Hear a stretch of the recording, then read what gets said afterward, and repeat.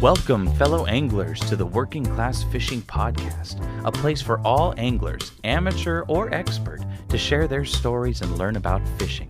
Join your hosts, John and Brian, each episode as they debunk the perceived inaccessibility to fishing, break down the barriers of any and all angling methods, and hear stories from other anglers and their own journeys with fishing. Now, let's get this show started.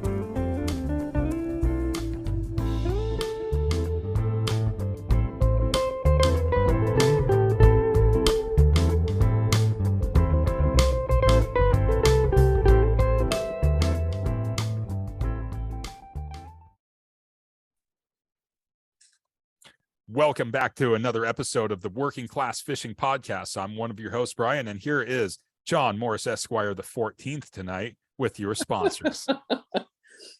Welcome back to Working Class Fishing, everyone.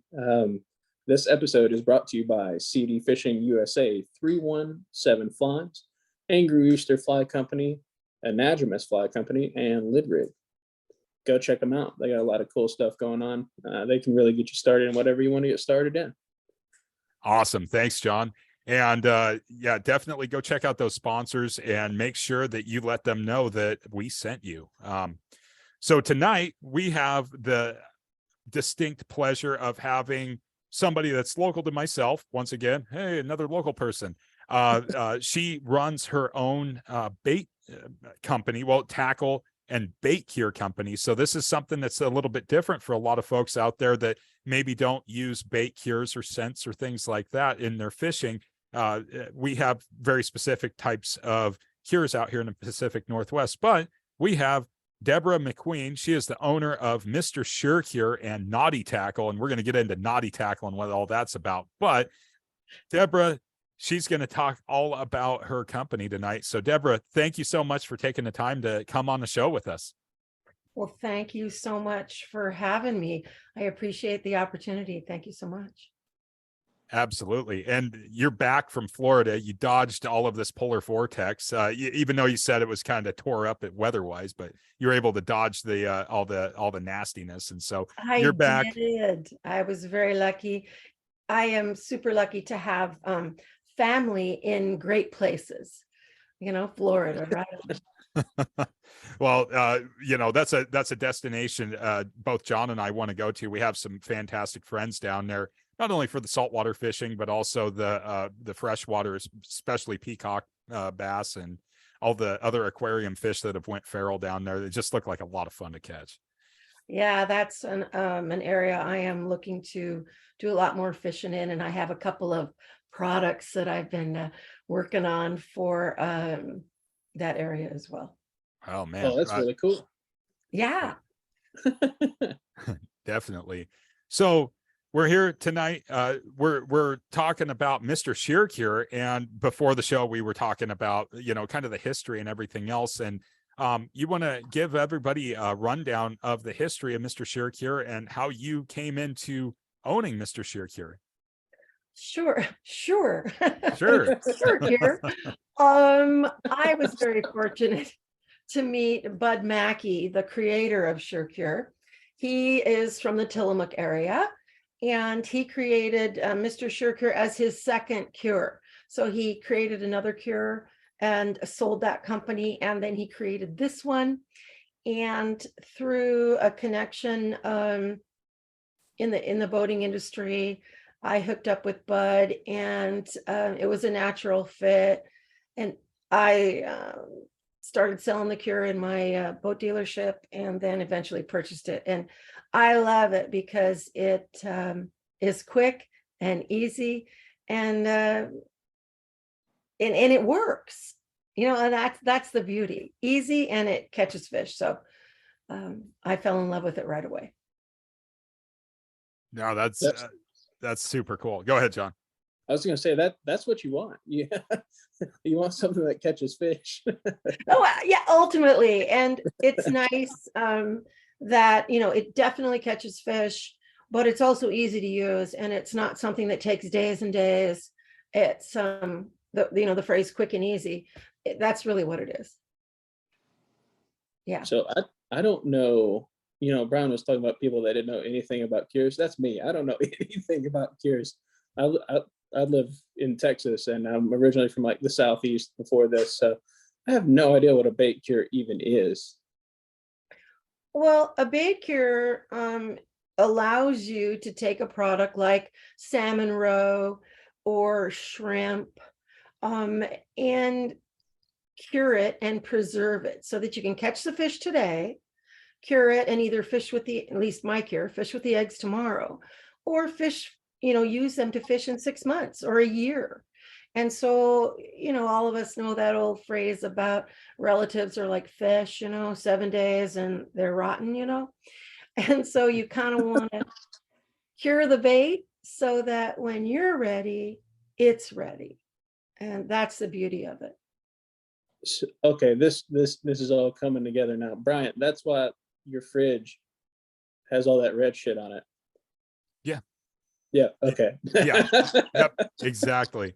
Well, and that's the whole thing. It's like when you're curing baits and stuff like that, you put out the rack, you get the juice off of them, you dry it off, you put the cure on it, and then you let it firm up. With salmon eggs or steelhead eggs, you're letting it firm up, and you're leaving that skein intact. Obviously, the older, the nastier the fish, you're going to have a looser skein on the actual eggs themselves. The roe is going to be looser, but with your cures, it's basically a add and go, isn't it? Yeah, and there's a variety of ways you can use the egg cure. I personally like to take the skeins and cut them into individual kind of bites. I like to cure the bite so that when I open the jar, I'm good to go. If anything, I might make it a little smaller, but I like to have my individual bites cured.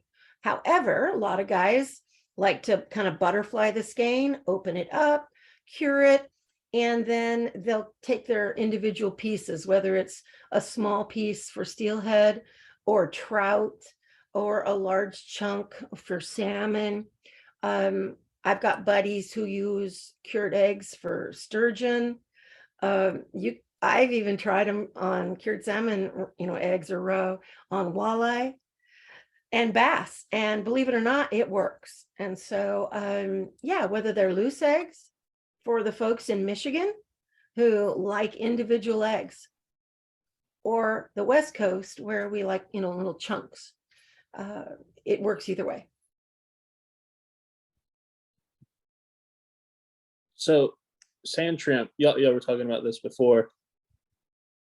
So it's the same process with sand shrimp. I mean, unfortunately, sand shrimp, they're a different kind of creature. Okay. Their bodies are not made of meat. They're sort of gooey inside. And so the cures, there's a process that some folks do where they actually cook them and then kind of like pickle them. But my cure does not work on sand shrimp. Okay. But if you were to go to a lot of the bait manufacturers, such as like D&G Bait, which we talked about, you can purchase frozen coon shrimp. You can certainly go to your local grocery store and purchase head-on or just tails, raw or cooked, in shrimp, prawns, and then the salad shrimp. And those can be cured, preserved, so that again, in 7 days after you buy them, they're still viable. A month later, 2 months later, you can fish with that little salad shrimp that you bought at Fred Meyer's, and it hasn't gone bad.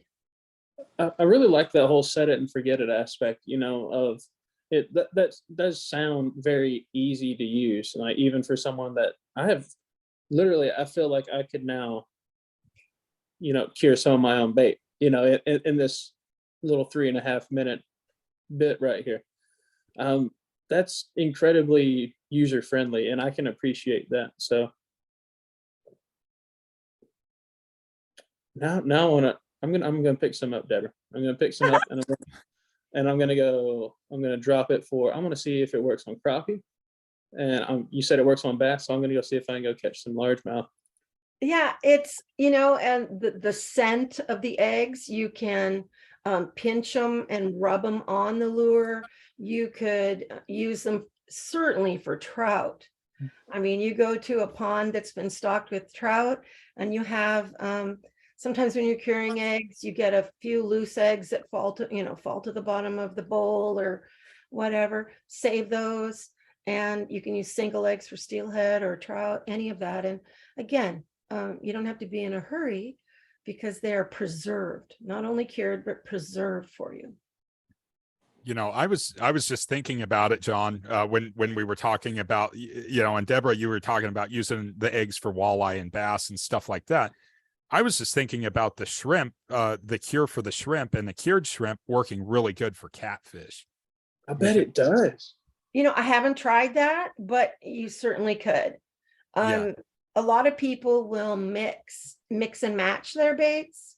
Maybe they'll put a worm on and then a little piece of shrimp, or for catfish. Yeah, as long as you get it on the bottom, why wouldn't they? Why wouldn't they bite at it? It would smell yummy and fishy. Yeah. Well, and the illumination that the cure gives, because you have a lot of different colors behind you up there on your shelf. And I know that in a lot of the circles of the guys that are fishing for catfish, whether they're going for channels or blues or flatheads or whatever, they're using some type of illuminator on their bait, especially at night, because catfish can see. They're not like a sturgeon where they're more scent driven and just kind of like little tiny beady eyes. The catfish can see, and they are predatory to an extent. You put something down there with a little bit of brightness to it, not only that, but the smell that's going to draw the fish in. I could see it working really good. That's something I'm going to try that this summer. I'll head up the gorge and try that. But I think in your area, like the Ouachita, John, I think that you could get like the tiger shrimp down there at your store and just put this stuff on there and put it out there. Dude, I would bet money right now on the Sulphur River that would work for catfish, because the water levels are so high. They're kind of dislodged and dispersed from, their normal feeding habits. They're kind of pushed out closer to the bank. But now the bank is like 15 feet deeper than it normally is. Like the river is so high right now. But, that's where they're hanging out, and they're waiting for that food to kind of come in off the main current and channel there and push off to the shoals some. And people were like, it's kind of like drift fishing, really. They're just drift fishing bait under bobbers. And I would bet money that would work.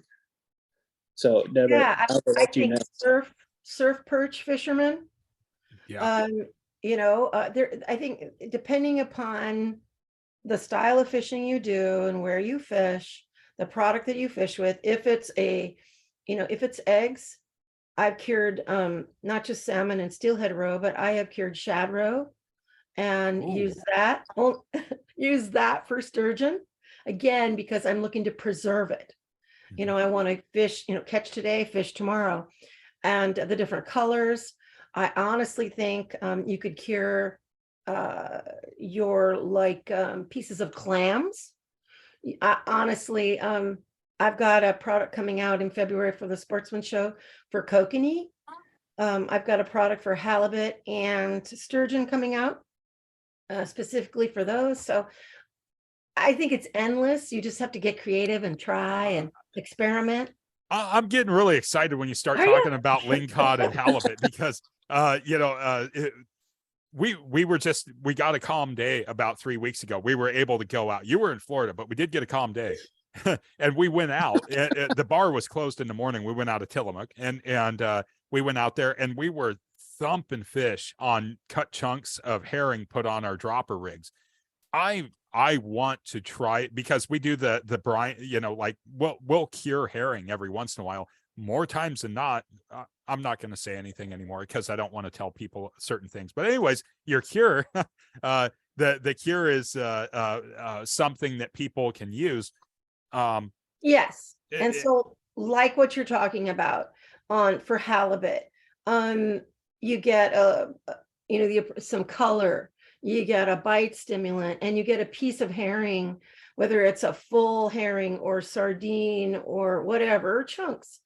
and it firms it. And so it'll stay on your hook better. So ultimately, you have a better chance. And it also works great on squid.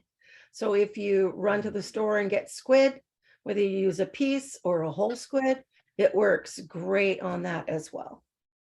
Deborah, would this, just out of curiosity, would this work on a chicken liver? I haven't cured chicken liver before. So we're gonna have to try. I think what I would take would be the prawn cure, because it's a little it's stronger versus the egg cure. You have to be careful with the egg cures in that you don't want to burn the eggs because they're fairly fragile. But the prawn and shrimp cure, I think, would work well. And you might take a chicken liver and slice it into strips. And this would be the kind of the yellow label. I don't know if you can see that. Yellow is the prawn. And so you could try that. This is the one that I would use if I'm just sprinkling it on shrimp, or I'm actually brining it. You add water, distilled water, and make like a little bath, and you soak them. And so it would be interesting to try chicken liver.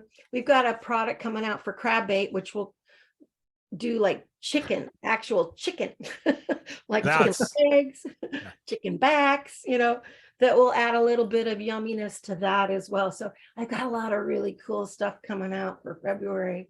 Oh boy, I'm excited. I'm gonna have to save extra money for the Sportsman Show now.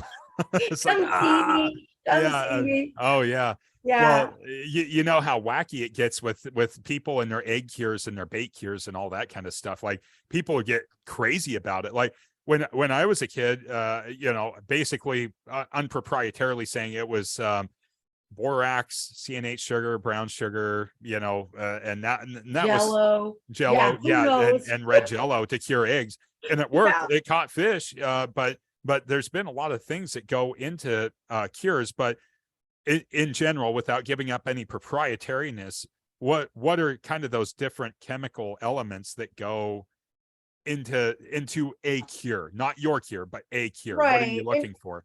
There's a lot of different products that go into cure, and I guess you have to decide as a cure manufacturer or as just a fisherman, how long do I need my eggs to stay in a container in the refrigerator without having any mold issues? And so for a commercial cure, like what I manufacture, I need to look for the long term. And so you have to be careful with sugars, because sugars can create mold. And so, and I want my cure to go fast.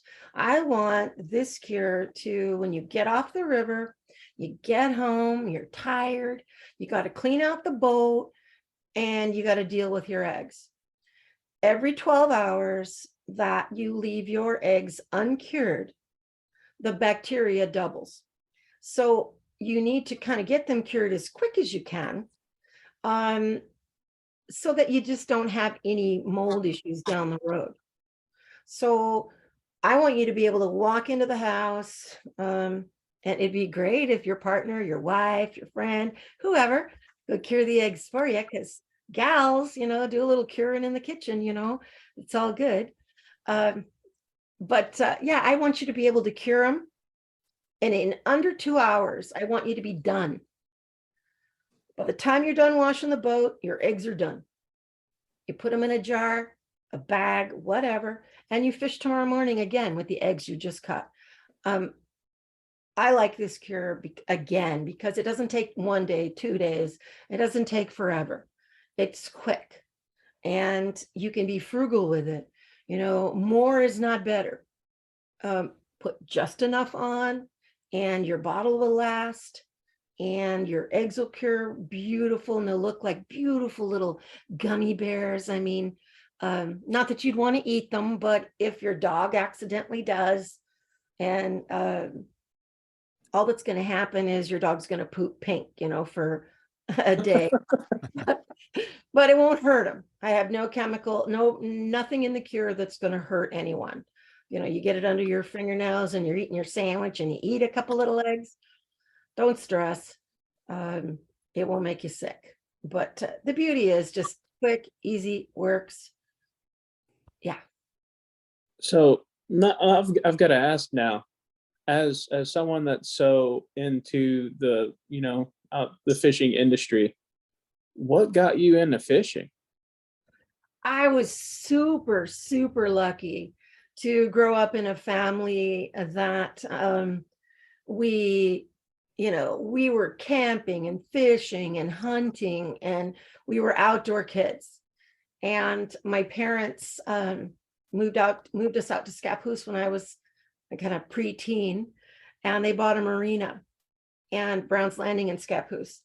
And that's where I grew up. And so salmon fishing on the Multnomah Channel back in the day where hundreds of fish came in, not so much anymore, but I grew up in that environment and comfortable in that environment and fishing with friends and experimenting with different things. And then, I made my own tackle and got the Cure company. So it just kind of was a natural progression. Yeah, I'm lucky. What has been, I've been asking this to people recently because I think it's been really cool.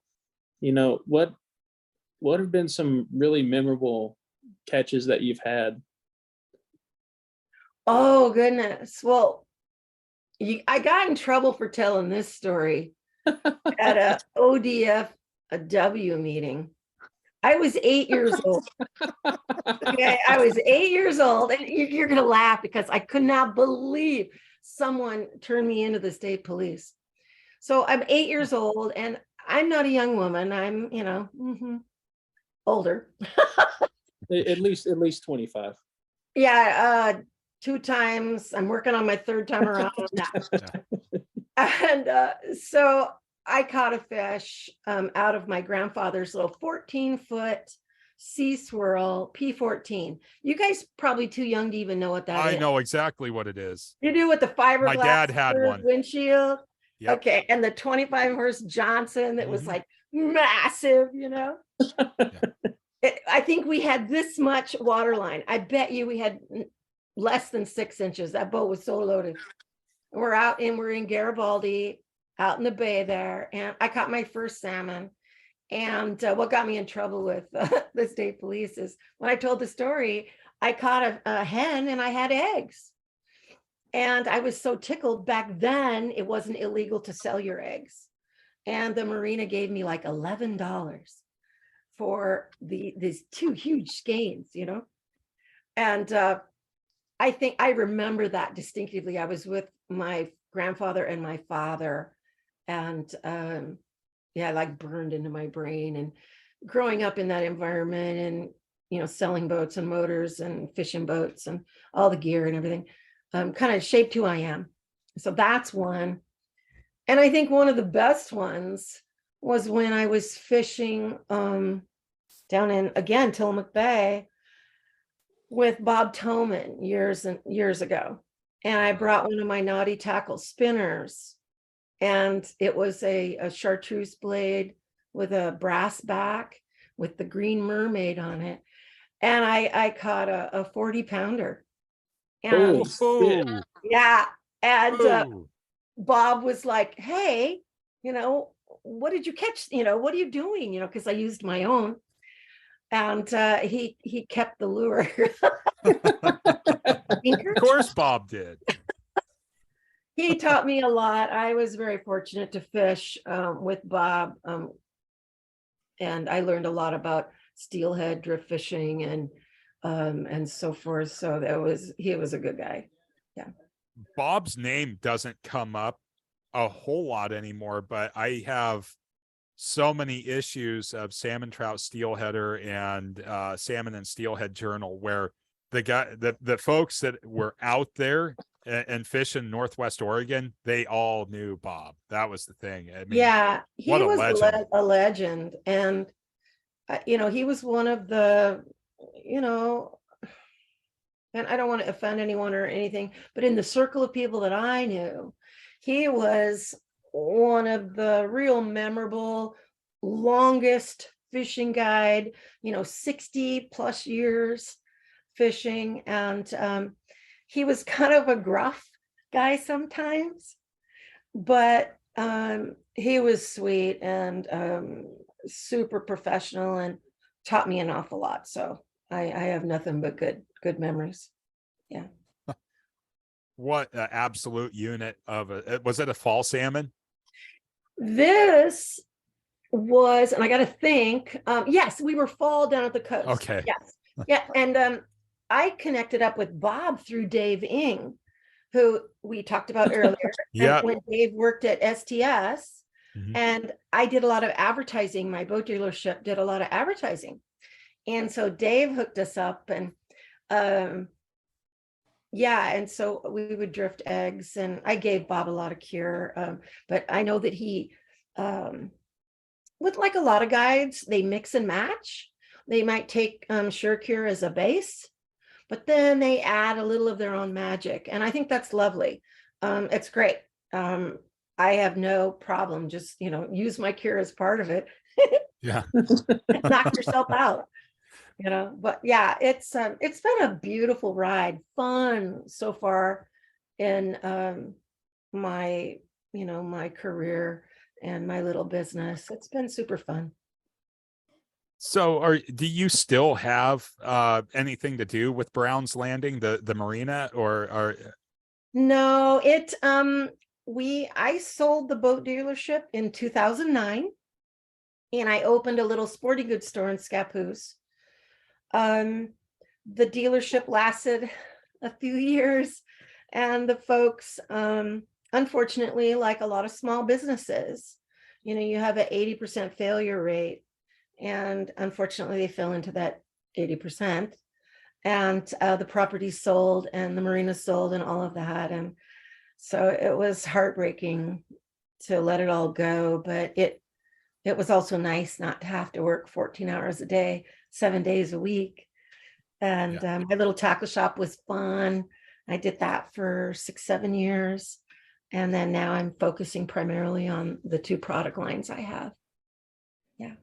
Wow. I didn't know all that about you.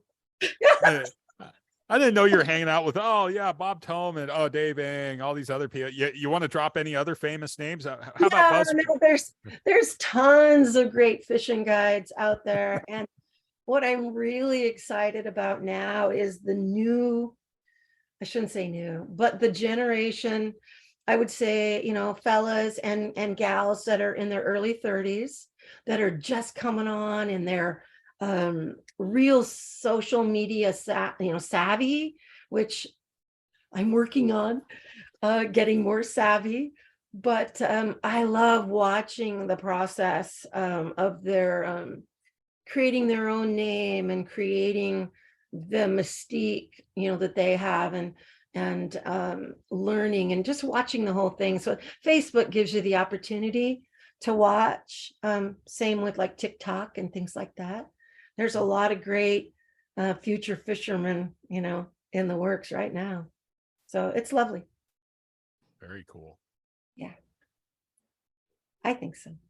So so now I understand what cures are. I know I'm going to pick up some Mr. Shur Cure, but I've got to know, Nauti-Tackle.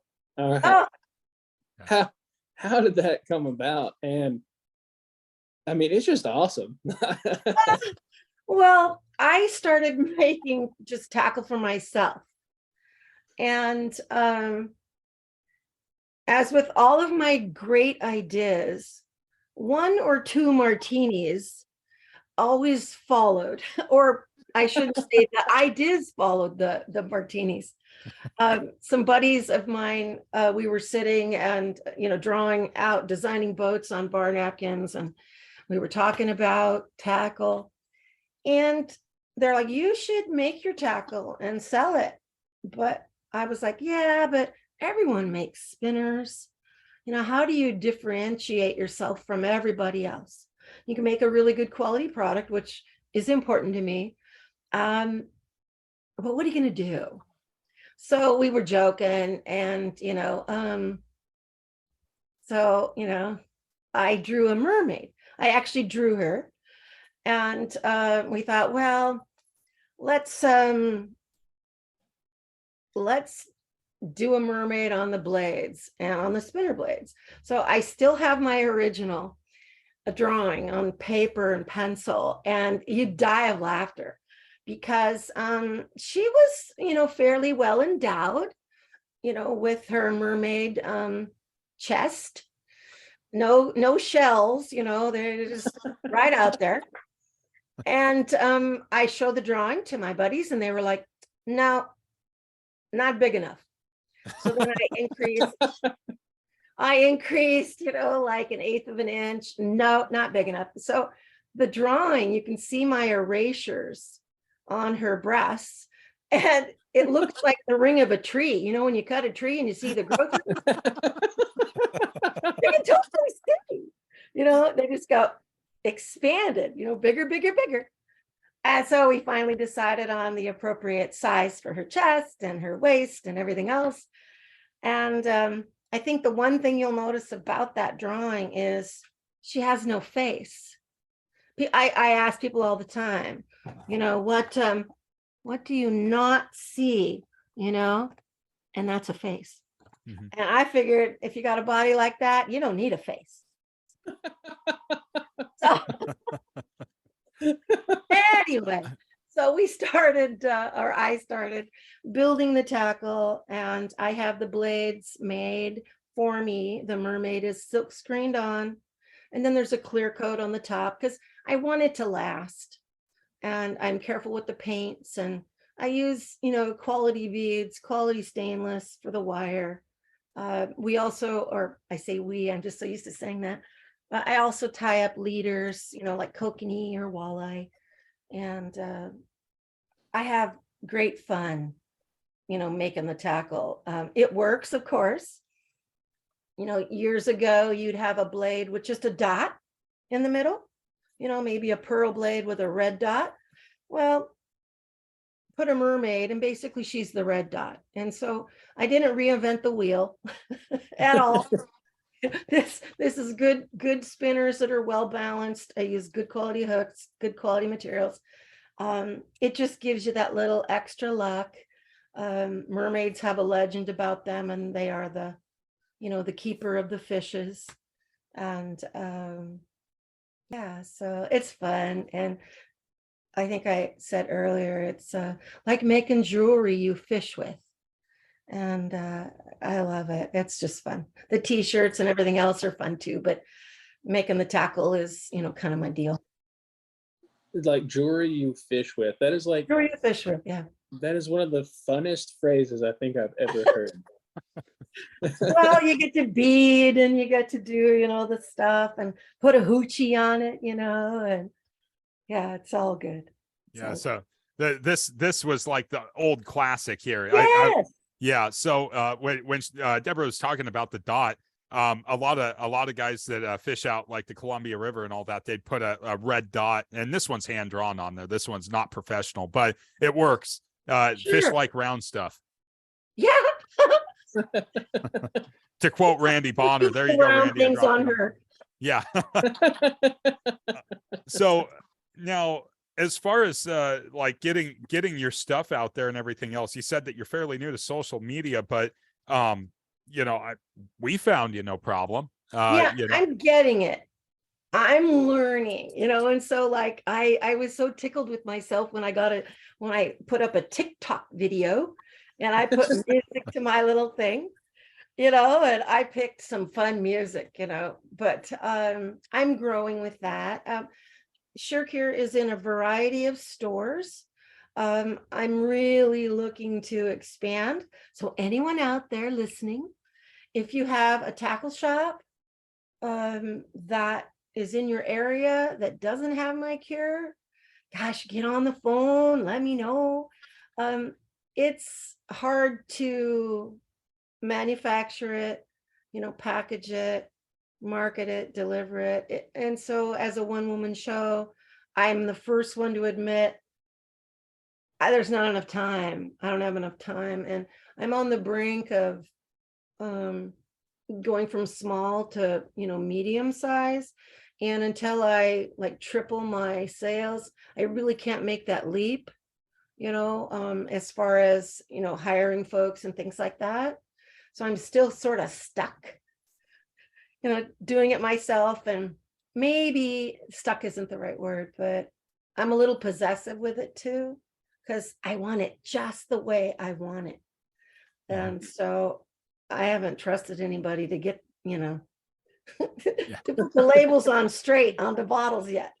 Well, that to back up what you're saying though, Deborah, is that this stuff is highly proprietary, and a lot of people they would love to get their hands in on like the quick thing and the quick scheme and all this other stuff. And I don't think that that's there's people out there, like I said, we were talking about, we'd go down and get a box of borax and a box of sugar and Kool-Aid, and we would cure eggs in no particular like measurement order or whatever. I mean, there's guys that had it like perfected, depending on if they were fishing the coast or if they're fishing further inland. Same thing goes for like brining herring or something like that.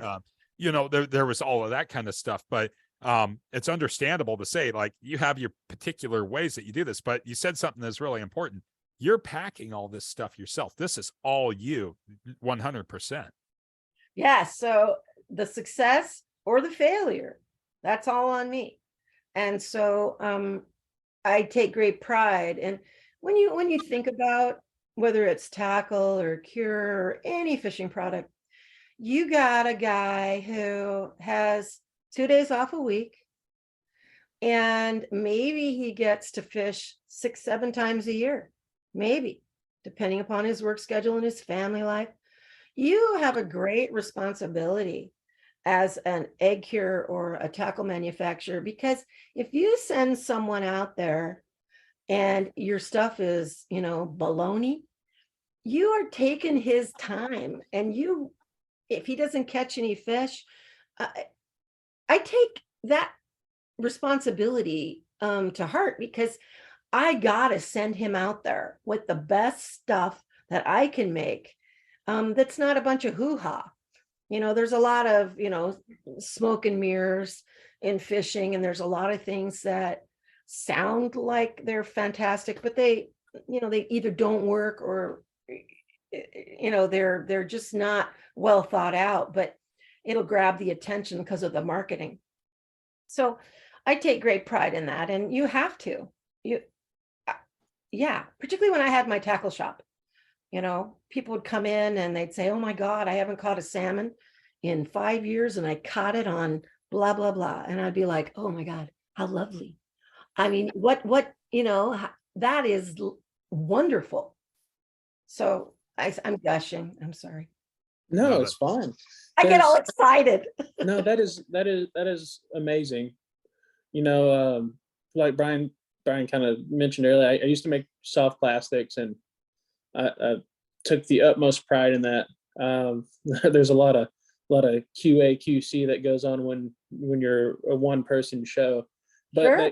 It gives you the ability to make it, like you said, exactly how you want it. But then going into the fly tying world now, you're so right. And I tie a lot of big predator flies, and Cool. I actually I'm going to stop selling flies here soon. But it's so important that you can't use crappy hooks. You can't use crappy thread. The glue has to be right, because when you're fishing for quite possibly the fish of a lifetime, there's no room for error. I was talking with one of my buddies here recently, and there's no people that fish for trophy fish or people that even just fish for pleasure. There's no room for shortcomings in what you're providing. Sure. And I'm sure fly tying, my goodness, talk about an art form. Those are itty bitty. Well, they can be bigger, but pieces of art, each one of them, that I'm envious of that. I don't have the patience for that, but good for you. So I did have a question, because I actually use a lot of stainless steel wire. I've got a Boggs Boggs sitting right here beside me, a wire bender that I use for musky flies. And you mentioned, you know, quality stainless steel wire for your spinners. What was some of your determining factors for what was the quality that you were looking for your spinners? I think matching the gauge of wire to the species and the size of the spinner is super important. And the fisherman's ability to what they would call tune like a spinner. Some people might like to bend the wire slightly, or they catch a big old fish and it's, twisted the thing all up. You want to be able to kind of reasonably put it back. And so the gauge of the wire is important. Lighter gauge, smaller species.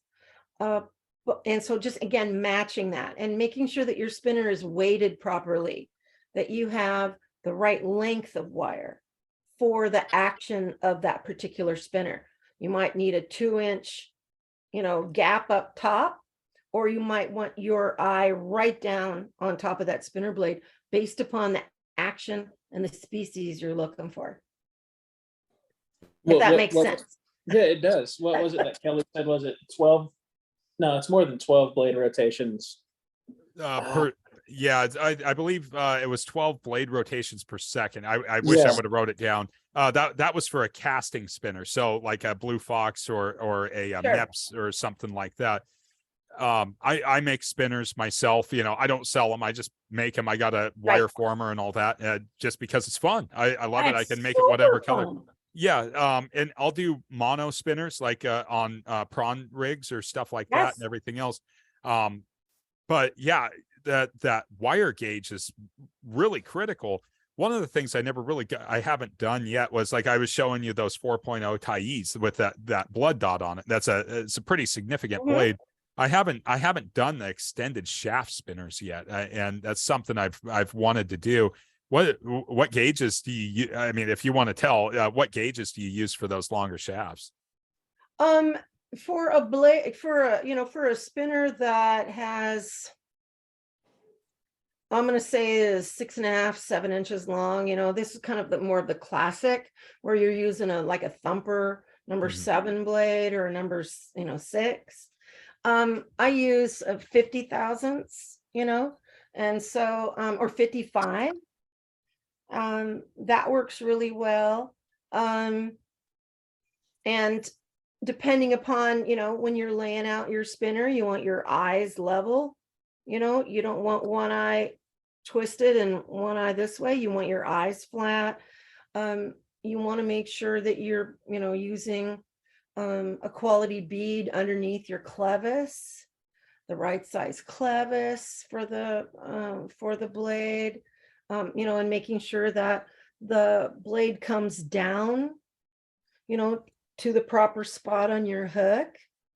There's just a variety of things that come into play, and I've got some fun stuff coming out that I want to have more of a free-flowing hook and hoochie kind of action on the bottom with, a shorter, maybe like a 4-inch wire at the top.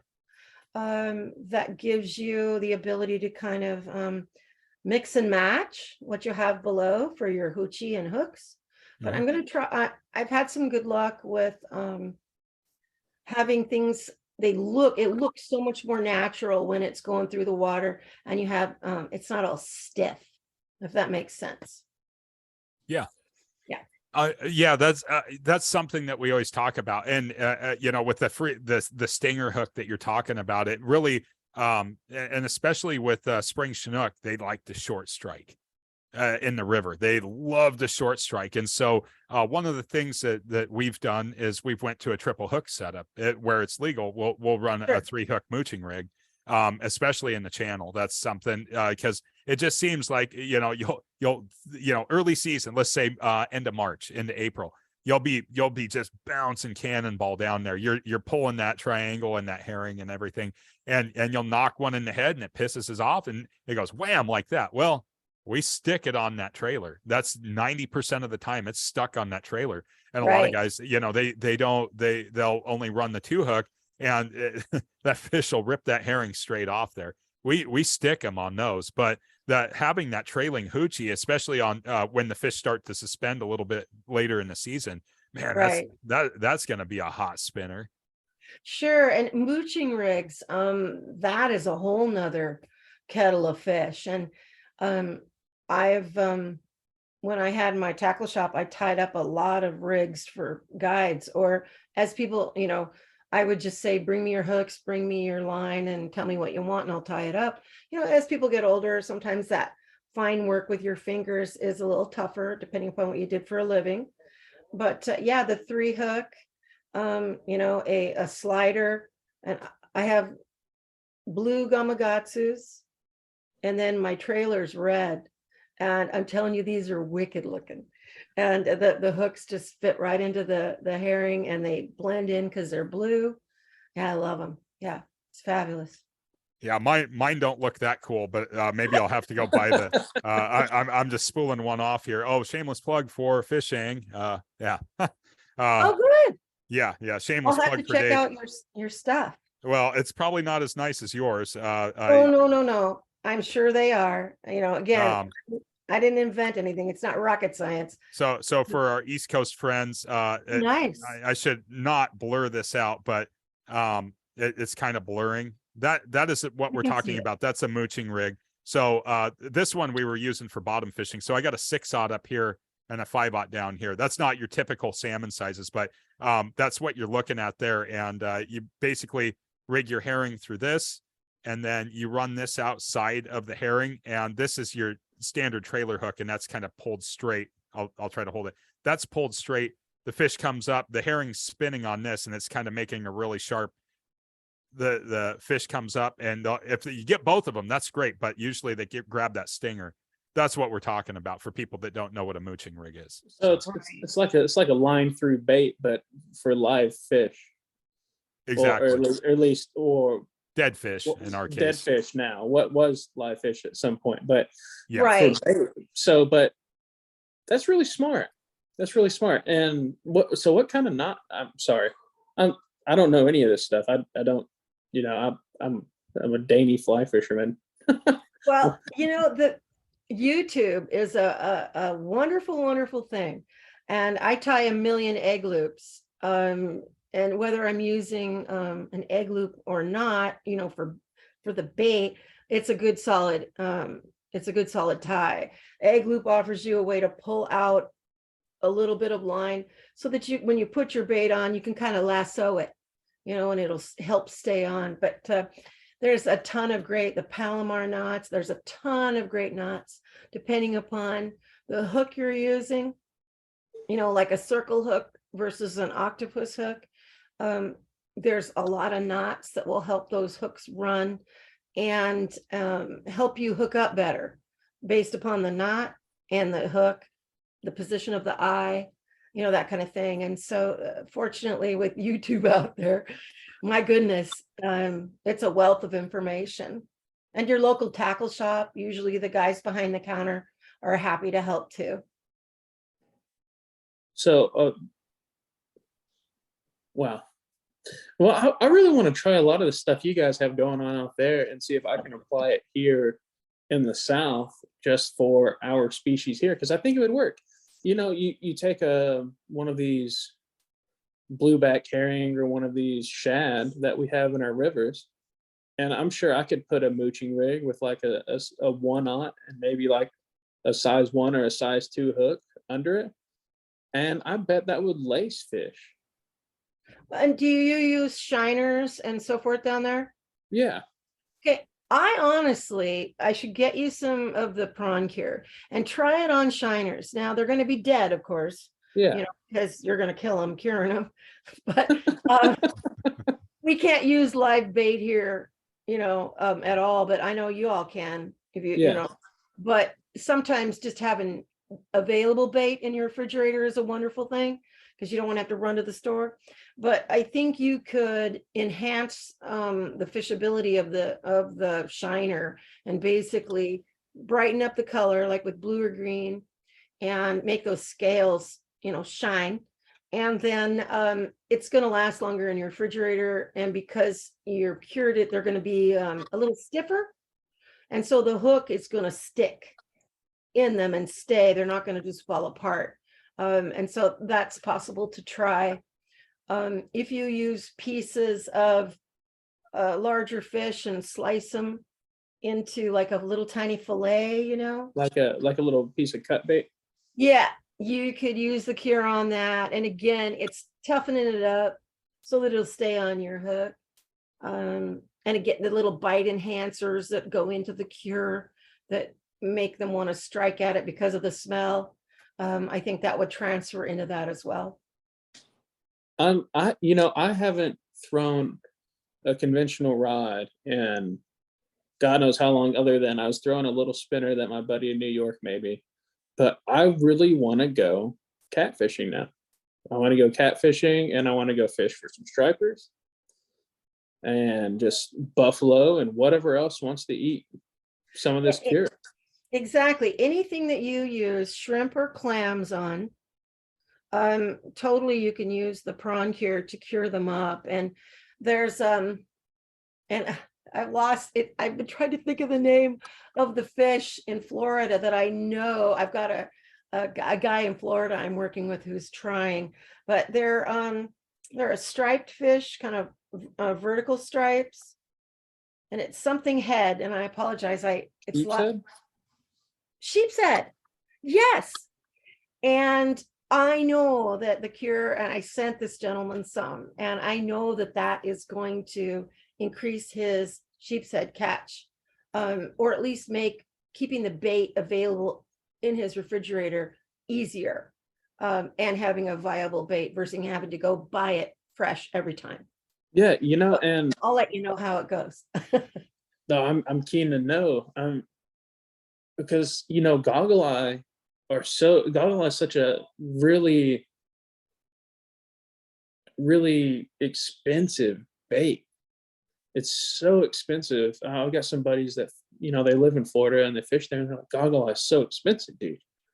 And I bet I'm gonna have to tell like everybody about this. So. Well, I'll get you some samples and you can try it. It may, at this point we're experimenting, but I think the beauty of the product in Shur Cure is that we're not limited. We can try all kinds of things and see what happens. I know if you pour it on worms, it's not good, live worms, because it makes a mess out of them. So don't do live worms. They don't like it. So what about other things like maggots and things like that? Anything that that would be interesting to try. Mealworms, things like that. I don't know. We'd have to try, but I know that you can take the cure, whether it's the prawn cure or the liquid version. I have in my egg cure, I have 2 varieties. One is a sprinkle, and that's the pink label, pink for sprinkle.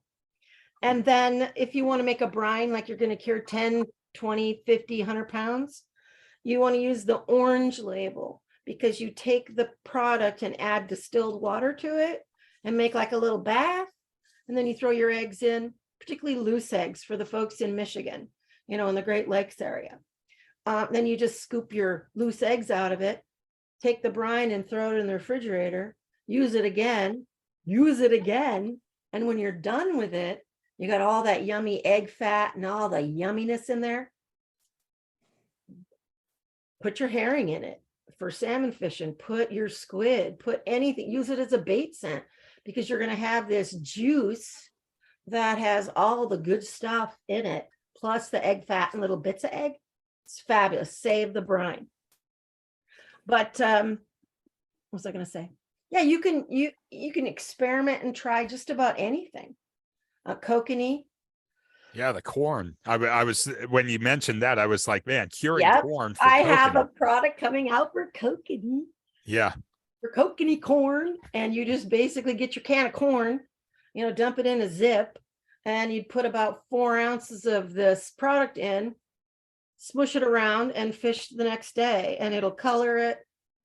Again, if corn needs to be toughened up, it'll toughen it up slightly, but it gives it a good bite enhancer, and that works. Fellas who use tuna for salmon fishing, take tuna and add the prawn cure, just 2 tablespoons to a can of tuna. And again, you get all the yumminess for the bite enhancers, you get a color, and you get product that will sit in your refrigerator for a month or more and still be good. It's frightening. Frightening how long it'll sit in the refrigerator. So kokanee eat corn. See, now They you eat guys corn. now you guys have me thinking carp. Yeah. Yeah. I don't know. This is I a don't whole either. new world for John. Like, John, Seriously. this is mind blowing. I mean, yeah, John, the predator fly master, but for a lot of people, curing bait, this is so regional. It really is. I mean, I know that there's some people that they'll put their stuff in like salt, but we really dive into bait curing here in the Pacific Northwest. It's something that, because we have fish species that we take eggs from, and we're not eating.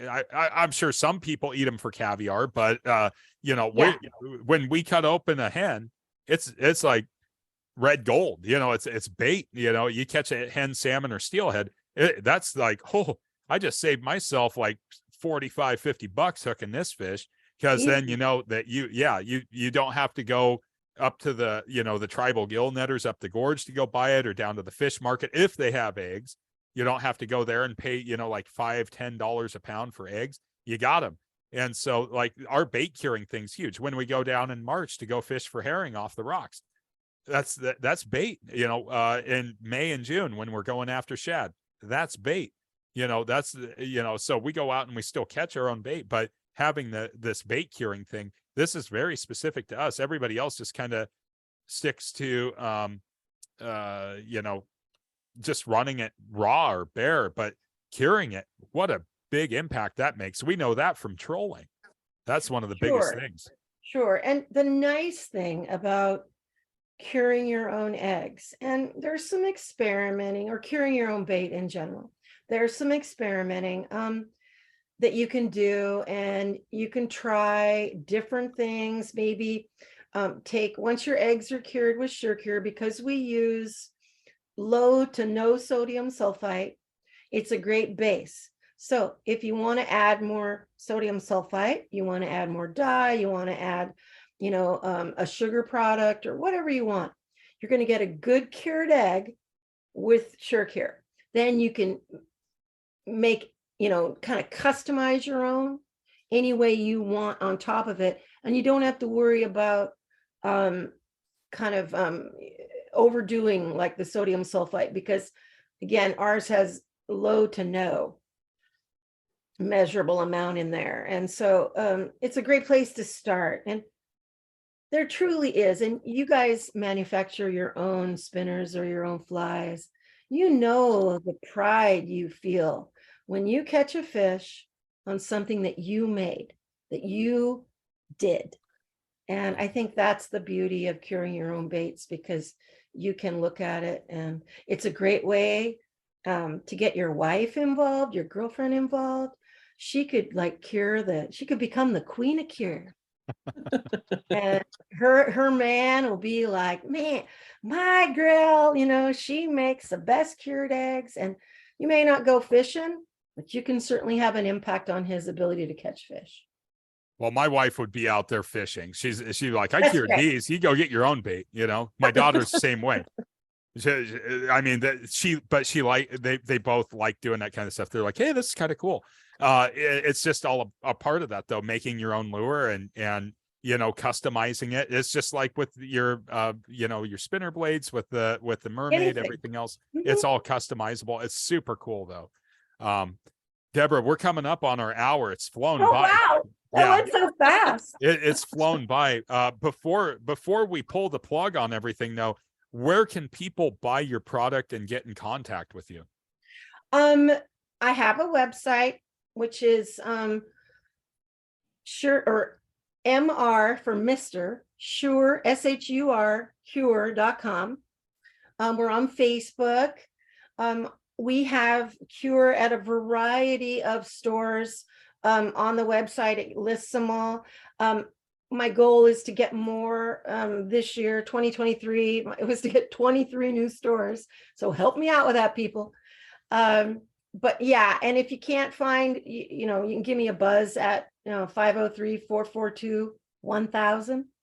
And I'm happy to ship it to you, tell you where you can buy it local, answer any questions. Again, I'm all about making sure that if you invest in my product, I invest in you and your success. So yeah, cool. Everybody, go check out Deborah's stuff. It is. Cool. I'm a fly guy, and I'm about to go check it out because you guys for science, right? Like now I just want to go like pour cure on bugs and like find out what happens. but you know, like seriously, I know we're supposed to be getting off here, but I'm thinking about the baits we use here, like crickets, mealworms, chicken liver, cut shad, which I know that'll work fine, Yeah. and the shrimp will work fine too. But now I'm really keen to know because chicken liver is a really great bottom fishing bait here, but it is so freaking hard to use because you have to thread it. You have to Right. let it kind of dry out a little bit, and then you have to thread it on because there's no actual way to hook it onto your hook. But with a cure, I could. Well, give me a buzz. You got my number, and I'll we'll have some fun experimenting. All right. All right. Awesome. Well, Deborah, thank you so much for taking the time tonight to come on here and talk to us. Give us the lowdown on Mr. Shur Cure. It's definitely an absolute pleasure to know who you are. How much history you have here. I had no idea with the people that you've fished with and been around and where you were located. Had no idea you were a part of Brown's Marina at all. That's one of our favorite. It's been just decades and decades of seeing that name for myself growing up here, and super cool. But we can't thank you enough for coming on. Thank you very much for the opportunity. I truly appreciate it. Thank you. All It right. has been an absolute pleasure. Right on, boys. All right. So make sure you get over there and check out Deborah's website, MrShurCure.com, and it will also link you to Nauti-Tackle.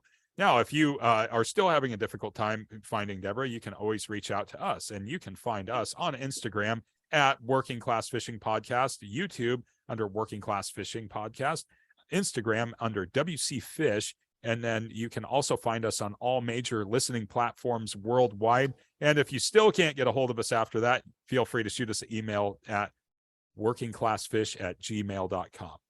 Oh, we actually have a website now too. Oh yeah, we have the website as well. We actually have a website. Yeah, and that's workingclassfishing.com. Almost forgot about that. So Yeah. John, you want to run down those sponsors one time? Yeah, you got it, dude. All right, everybody. As normal, thanks for listening, and go show Deborah some love and support. She's an absolute gem. This episode of Working Class Fishing was brought to you by CD Fishing USA, Angry Rooster Fly Company, 317 Flies, Lid Rig, and Anadromous Fly Company. Go check them out. They've got codes. They're good people. They're small businesses. All right. Help them out. At least let them know that we sent you.